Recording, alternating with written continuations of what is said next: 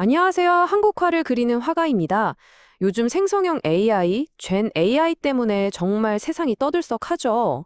저 같은 그림 그리는 사람한테는 이게 정말 거대한 질문처럼 다가오더라고요. 그래서 오늘 그 질문에 대한 답을 한번 찾아보려고 합니다. 제가 왜 이 AI라는 걸 파고들고 있냐면요. 이건 단순히 그냥, 신기술이 나왔네? 이런 차원의 문제가 아니거든요. 제 그림, 제 작업의 미래, 어쩌면 제 정체성까지 걸려있는 정말 근본적인 문제이기 때문이에요. 그래서 생각했죠. 이걸 제대로 알려면 직접 한번 써봐야겠다. 그래서 좀 놀라실 수도 있는데 지금 보고 계시는 이 분석 자료, 사실은 젠 AI의 도움을 받아서 함께 만든 겁니다. 전 세계에서 쏟아지는 수많은 정보들을 AI와 함께 종합하고 분석한 거죠. 뭐랄까? 적을 알기 위해 그와 동료가 되어본 셈이랄까요? 자, 그럼 첫 번째 이야기부터 시작해 볼까요? 한 예술가의 이 질문이 왜 지금, 특히 우리 한국 사회에서 더 시급한 문제인지에 대해서요. 여러분도 아시겠지만 우리나라만큼 기술 변화가 빠른 곳도 잘 없잖아요? 그럼 이제 이 생성형 AI를 둘러싼 정말 뜨거운 논쟁, 그 첨예한 찬반 양론의 한가운데로 한번 들어가 보겠습니다. 자, 이 표를 좀 보세요. AI를 보는 시각이 정말 극과 극으로 나뉩니다. 한쪽에선 AI가 인간을 더 강하게 만들어준다고 하고, 다른 쪽에선 결국 인간을 대체하고 그 가치를 떨어뜨릴 거라고 하죠. 윤리적으로는 창작의 민주화다, 아니다, 인간의 영혼이 없다, 이렇게 부딪히고요. 상업적으로도 생산성이 엄청나게 올라간다는 기대와 내 일자리가 사라질 거라는 공포가 맞서고 있어요. 사회 법률 문제도 마찬가지죠. 결국 이 싸움은요, 기술 자체가 좋다 나쁘다의 문제가 아닌 것 같아요. 우리가 창의성을 뭐라고 생각하는지, 인간의 노동에 어떤 가치를 둘 것인지에 대한 아주 근본적인 질문인 거죠. 찬성하는 쪽 입장을 좀 더 들어볼까요? 이분들은 AI를 아주 강력한 파트너로 봐요.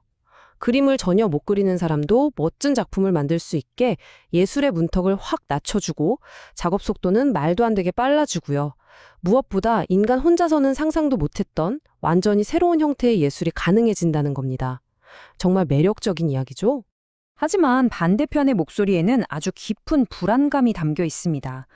당장 창작자들의 일자리가 위험해지고 평생을 바쳐 갈고 닦은 인간의 기술이 하루아침에 쓸모 없어질 수 있다는 공포죠. 특히 세상의 수많은 창작물을 허락도 없이 합숙 데이터로 쓰는 건 그냥 도둑질 아니냐는 거고요. 딥페이크처럼 사회를 혼란에 빠뜨릴 위험도 정말 심각한 문제로 지적하고 있습니다. 자, 세 번째 이야기입니다. 제가 이번화 자료를 분석하면서 정말 흥미로운 지점을 하나 발견했거든요. 바로 미디어와 실제 창작자들이 AI를 두고 전혀 다른 얘기를 하고 있다는 거였어요. 이게 진짜 재미있는 지점인데 신문이나 방송 같은 전통 미디어는 주로 거버넌스 같은 거대한 정책 얘기를 해요.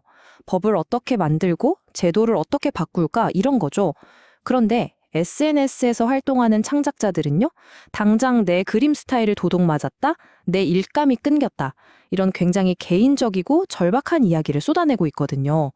같은 주제를 두고 완전히 다른 주파수로 대화하고 있는 셈이죠. 이렇게 서로 다른 이야기만 하는 상황에서 그럼 우리는 어떻게 해야 할까요? 계속 싸우기만 할 수는 없잖아요. 이제는 논쟁을 넘어서 어떻게 하면 같이 살아갈 수 있을지 그 길을 찾아봐야 합니다. 다행히도 최근에 좀 희망적인 공감대가 생겨나고 있어요.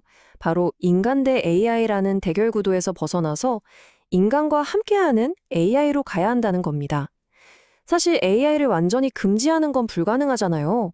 그러니까 인간이 방향을 정하고 윤리적인 판단을 내리고 AI는 그걸 돕는 강력한 도구로 쓰자는 거죠. 시너지를 내는 모델로요.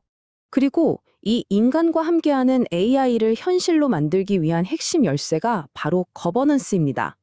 말이 좀 어려운데요. 쉽게 말해 AI라는 엄청나게 빠른 자동차가 마구 달릴 수 있도록 우리가 신호등도 만들고 횡단보도도 그리는 그런 사회적인 규칙과 약속이라고 생각하시면 돼요. 무분별하게 폭주하지 않도록 안전장치를 만드는 거죠. 그럼 이 거버넌스, 구체적으로 뭘 해야 할까요? 딱 세 가지 기둥만 기억하시면 됩니다. 첫째, 당연히 원작자의 저작권을 지켜주고 데이터를 썼으면 공정한 대가를 지불해야 합니다. 둘째, 이건 AI가 만든 거라고 투명하게 밝혀서 누가 책임을 져야 하는지 명확히 해야 하고요. 그리고 마지막으로 창작자들이 흩어져서 당하지 않고 함께 뭉쳐서 목소리를 낼 수 있는 힘을 가져야 한다는 겁니다. 자, 이제 마지막입니다. 이 모든 세계적인 논의가 결국 우리, 한국에게는 어떤 의미일까요? 우리는 지금 AI 사회로 들어가는 입구에서 아주 중대한 선택의 갈림길에 서 있습니다. 이 기술이 우리를 더 풍요롭게 만들지 아니면 더 큰 갈등을 낳을지는 전적으로 지금 우리가 어떤 선택을 하느냐에 달려 있어요. 결국 기술은 그냥 도구일 뿐이잖아요. 칼을 쥐어줬다고 모두가 강도가 되는 건 아니죠. 그걸로 맛있는 요리를 할 수도 있는 거고요. 결국 중요한 건 우리 자신입니다. 그래서 이 질문을 여러분께 던지면서 오늘 이야기를 마무리할까 합니다. AI 사회, 우리 한국은 과연 어떤 길을 선택해야 할까요? 이 답은 전문가 몇 명이 정해줄 수 있는 게 아닙니다. 바로 당신과 저, 우리 모두가 함께 토론하고 만들어가야 하는 우리의 미래입니다. 저 역시 한 명의 화가로서 또 이 사회의 구성원으로서 그 길을 찾는 여정에 계속 함께 하겠습니다.